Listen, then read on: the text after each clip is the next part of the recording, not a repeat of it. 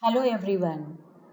Today we are going to discuss degree 5th semester mock examination question paper based upon the model released by the Usmania University. And you have under section A you have to answer 5 questions out of the given 8 questions. And section A I have already discussed and the video is already made. So you will have vocabulary and grammar items under section A, and it is allocated for 20 marks. So you will have, and you have only 3 units. So from the 3 units, all the 3 units, you will be having objective type questions based upon the vocabulary and your grammar items. Already I shared the video. I am also giving the link once again for those who did not go through that video. Now we are moving on to section B. Section B, you have to answer 5 questions and each question carries 12 marks. So 5 into 12, 60 marks. It is total for 60 marks. And 9th and 10th questions will be from Unit 1. 11th and 12th questions will be from Unit 2. And 13th and 14th questions will be from Unit 3. And 15, 16, 17, 18, again you will be getting the repeated questions from the Unit 1 and Unit 2 and 3. So it will be a repetition. 15, 16, 17 and 18 will be a repetition. Now you can decide what units you want to prepare and go for the easy units which you have really understood, because it's sure shot that you are going to get 4 questions from Unit 1 and 2. Then one more question you have to prepare on your own. So decide and prepare. It will be an easy exam, don't worry. So these are the lessons under section B you have to prepare. Unit 1 you have poem Life and prose A Wrong Man in Workers' Paradise. In Unit 2 you have poem Punishment in Kindergarten and prose you have Toasted English. Unit 3 you have essay writing, discursive essay and argumentative essay. No poem in Unit 3. So only 2 poems you have to prepare, and there are sure short questions from the poems Life and Punishment in Kindergarten. They are very, very easy poems, students. If you recollect the explanation in the class, it will be very easy for you all. So let us go to the important questions. So section B for 60 marks, answer any 5 questions in about 200 to 300 words each. So 9th and 10th questions are from Unit 1. The question goes like this: examine the poet's view of life and how it differs from conventional wisdom. What is described as unconquered and why? So, first you have to write about the author. At least 1 or 2 lines you have to write about the author. So, both the poem's authors you have to remember. Life poem is written by Charlotte Bronte, and a little bit of information about her. Like you can say Charlotte Bronte, the eldest of the Bronte sisters, wrote this poem Life. The poem expresses the poet's concept of life. So she talks about life and how we should lead the life. She does not approve the idea of ancient sages that life is always dark and gloomy. So the wise people told that life is gloomy and dark, but she contradicts with them. She will not accept. So, according to her, life is a mixture of hope and despair. No doubt there are some sad things and there are some happy things. There are good and evil, dark and gloom. But despite these things, she says that troubles and problems that one has to face in life are only temporary. Every dark cloud has a silver lining, is a proverb. Similarly, every sad event in life can be conquered by strong will and courage. So, strong will and courage are the two important aspects of life, and we have to develop them. Then everything can be conquered. So, both joy and sorrow exist in our life. We should face difficulties with courage. That is what she tells us. So, the poem begins with a sad note and then ends with a very positive note and a confident note. That is what she's telling here.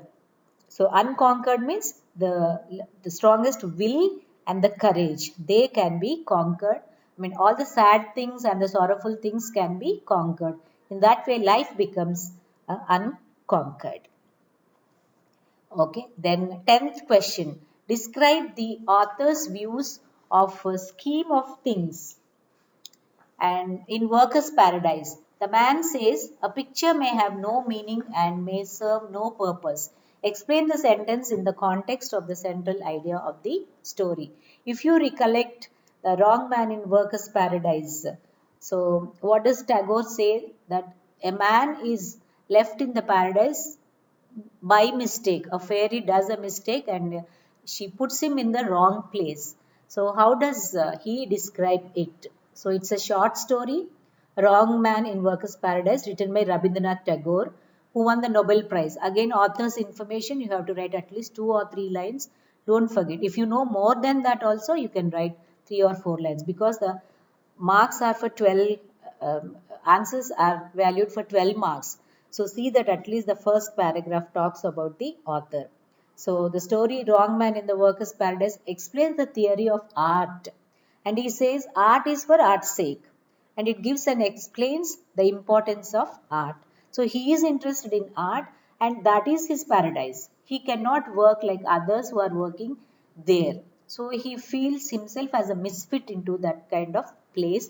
And finally, he makes the elders think that he is a misfit and he is thrown away from the paradise. So, and at the same time, he also changes the girl's view also.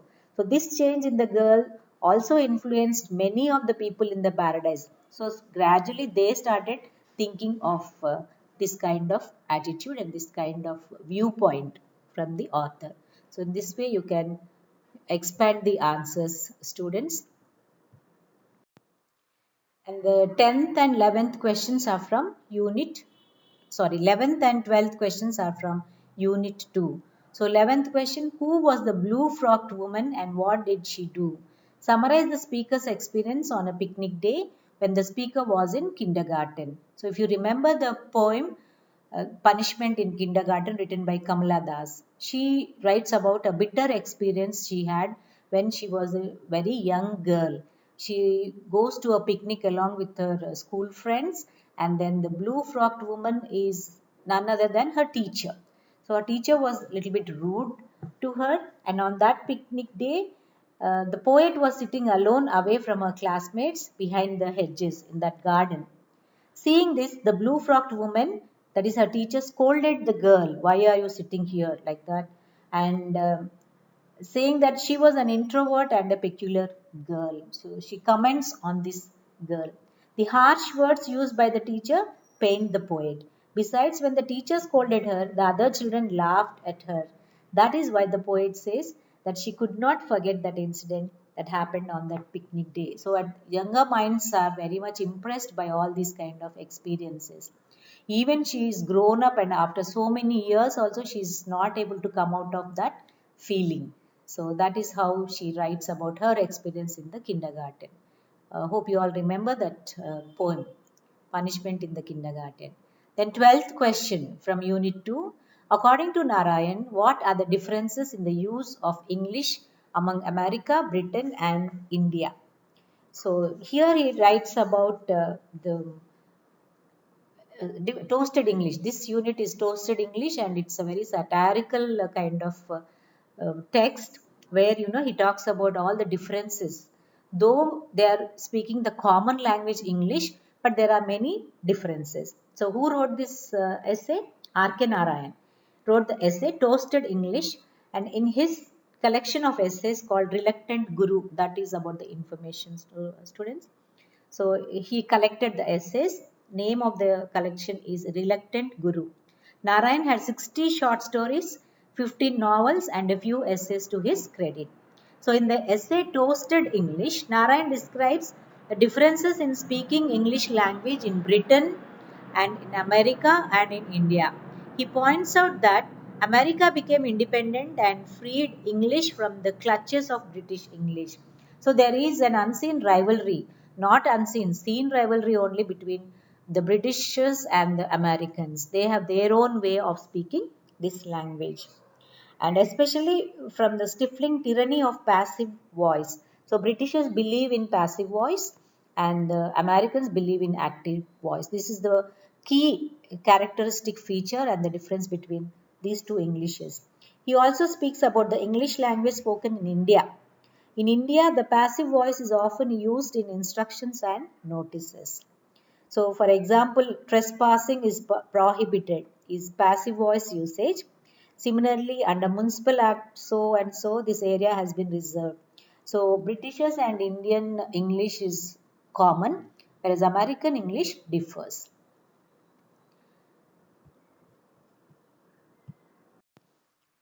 So, now 13th and 14th questions, they are from Unit 3.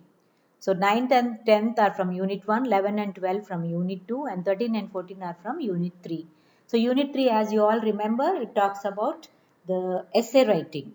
And two types of essays are discussed here, and they are very easy to learn, students. You can bank on this unit. Third unit is very easy.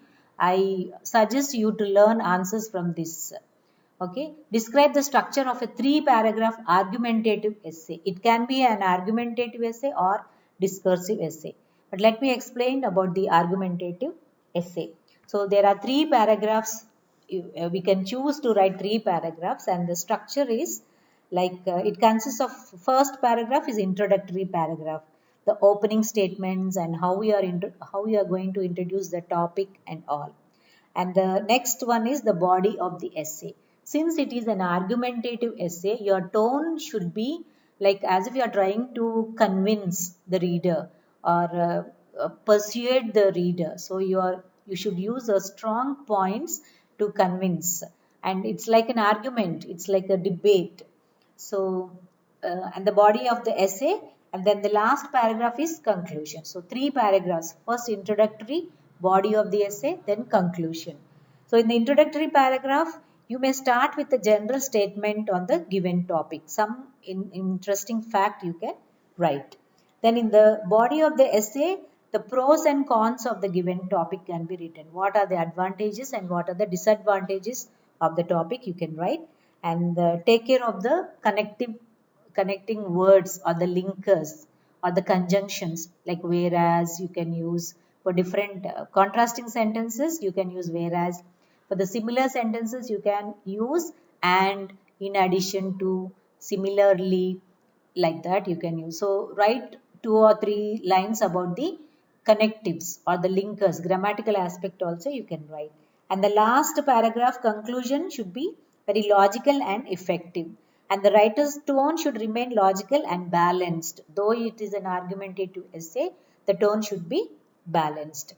Now moving on to the 14th question. Write discursive essay on any one of the following topics.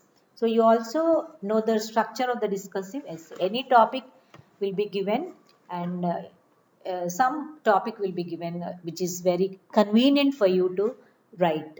And the discursive essay also has got 3 stages. The first one is pre-writing, then the post-writing, while writing and the post writing. So the 3 stages: pre writing, you gather the information about the topic, and while writing, you write the actual essay, and then the post writing, you will revise and you will edit and you will proofread your essay. So this is the structure of discursive essay.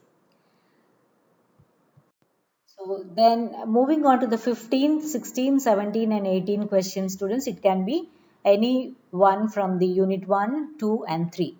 Okay. So here I gave the question like discuss the language and tone of the poem Life. Bring out the main argument of the poem and judge whether it is convincing. Yes, the tone of the poem is persuasive.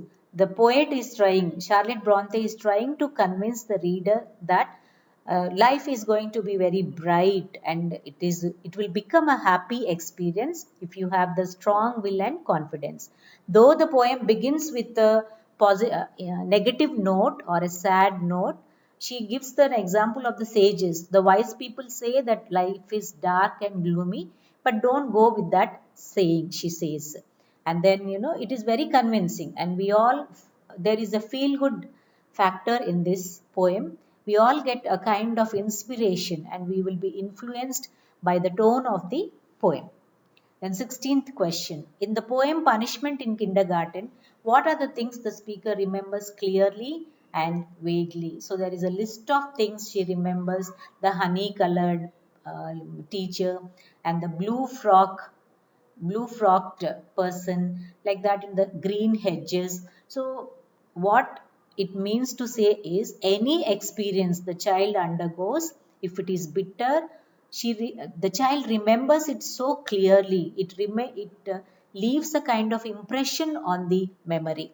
That's what. So even after so many years also, the poet is not able to come out of that, and she remembers all the things so clearly.